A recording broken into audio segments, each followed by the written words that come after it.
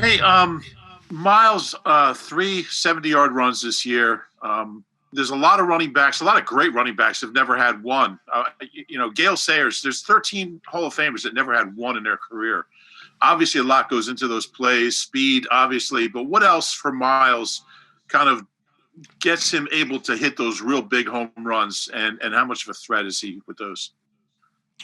Yeah, just understanding the blocking scheme, understanding what we're trying to do is big, of course. And he's been good. He's been studying the game. He's been watching film. And I think you just kind of touched on it. A guy with his ability being able to get in the open, he believes that no one can catch him. And that's the kind of confidence you want from your running back. And I remember, I guess that was last year sometime. I can't remember what game it was, but I remember having a conversation with him. He broke loose and got caught. And I was like, wow, man. I said, I thought you was going to be able to go 70, go 80. He was like, Coach, I can. I promise you I can. So every time he breaks one this year, he comes up to me. He was like, you want to have a conversation? I was like, nah, you're right. John and then Dave.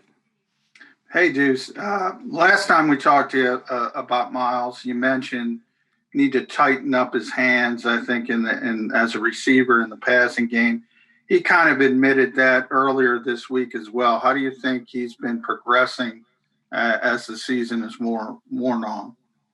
Yes, he's coming along. I must say that he's working on it. He's staying after catching balls, which is the number one thing, and catching different types of balls. You know, every ball is not going to be a spiral, and every ball is not going to be perfect. You got to catch low balls, high balls, over-the-shoulder balls. So you got to kind of give him different types of balls to catch. And he's been doing a good job. Still a work in progress, and I'm glad he did admit that, and he'll be the first to tell you. And I tell him all the time, got to continue to work on that, and he does. Dave and then Tim. Along those lines, Deuce, why do you think it was a problem for him earlier in the year, especially given the success he had in the past game as a rookie? Yeah, a lot of it is concentration. That's a lot of it.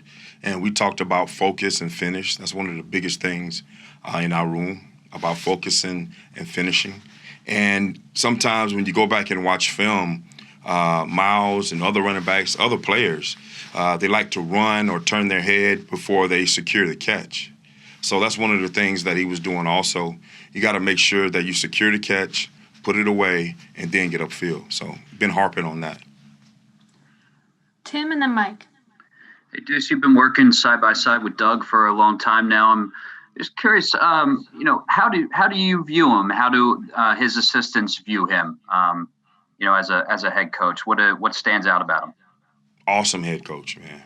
Awesome. First of all, he's one of those guys that let you work. You got a opinion. He asks your opinion. He want to know. He want to know about this. He want to know about that. Different things. He comes to you. You knock on the door. He sits in your office. I mean, of course, I played with him, so I know him. So he's awesome. Mike and then Les. Deuce, with that said, there has been some talk about maybe Doug offering up some play calling duties and maybe adjusting the way play calling on offense has changed, making him a little bit more of a CEO head coach. What's the difference when you're working for a coach who doesn't call plays? And how can they still be effective as a leader in that role? Yeah, I mean, that's their job. You look at their title, head coach. Their job is to, of course, run the building. And Doug can do it all. Doug can call plays, and I understood what you were saying about giving up that role. But I'm going to tell you right now, I don't want him to give it up because he's real good at it. Just continue to do it. But, when you got coaches, of course, I had a chance to play for Cower, and he was one of those coaches that didn't call plays. And all he did was just say what his job title was, be the head coach of the building, run the team. And Doug can do that too. He does that now while he's calling plays. Les and then Jeff. Hey, Deuce. Hey. How much of a problem is it for your group when the offensive line is constantly changing, setting records for the different number of people that have started each different game? How does that affect the backs? You know, it's a violent game, Les. You've been around it for a long time, and my guys know. Everybody that plays the game know how violent this game is. So there are going to be times, if you're lucky, the starting five makes it through the whole year, and you got to be lucky for that to happen. So it's all about adjusting and moving on, understanding who's in front of you, understanding their strengths, their weaknesses, and adjusting. If you haven't seen them much, it's hard to know all that stuff, I guess, isn't it? Yeah, well, you get a chance to see. I mean, new guys come in the building, of course, is a little different. I will give you that. But I tell you, Coach Stout does an awesome job with those guys, man. You know, he focuses on the little things once they come through the building if they're new, and he concentrates on those, and he teaches those guys those little things, and they go out there and they try to perfect it, which they've been doing an awesome job. Well, thank you. We have time for a few more, so we'll go Jeff, Zach, and Chris. Deuce, I was going to ask you about Doug too, so I'll take it a step further. You've been around a long time. You've coached with three other head coaches, or three head coaches with the team, and you know how it goes in Philadelphia. When you start losing, everyone starts looking at the head coach and whether his job's safe or not. And you probably know Jeffrey as well as any of the coaches. What's your sense of Doug, and if he's a guy that will come back next season?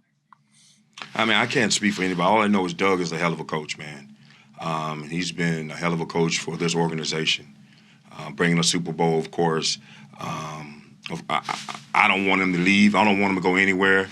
And all the assistant coaches, they feel the same. And I'm speaking for him right now. The things as far as what he's done for us, like I said earlier, giving us the opportunity to have a voice, giving us the opportunity to do certain things, it's been awesome. And every coach will tell you that. Go ahead, Zach.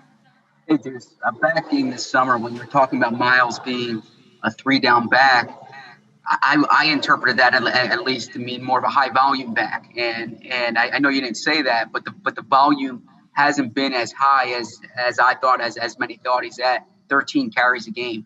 Should he be carrying the ball more? Should he be touching the ball more? I mean, as a running back, you want the ball more, of course.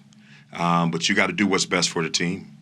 And when you look at it, we have a lot of talent around this offense, a lot of talented guys that can do a bunch of different things with the ball. So we take pride in spreading the ball around. And what you got to know is the halfback, receiver, tight end, whoever it is in a skill position, you got to know when you do get the ball, you take full advantage of it. So, and they'll be the first to tell you, man, they want the ball spread it around, but they also want the ball. So I understand what you're saying, and you want a running back like that. You want a receiver like that. You want a tight end like that, and so on. So this is a good group of guys. They share the ball, and, they're not complaining about it. All right, we have time for one more, and then we'll get TJ Edwards. So go ahead, Chris. Hey, Deuce, do you feel as if in the future that you would be an offensive coordinator yourself and a play caller? And do you feel as if you're ready to, if you were given a chance to step into that role? Right now, I'm just focused on these next 3 games. So just getting ready for these next 3 games is number one on my list, not thinking ahead, not moving ahead. It's all about what's going on in Arizona this weekend and the games to come.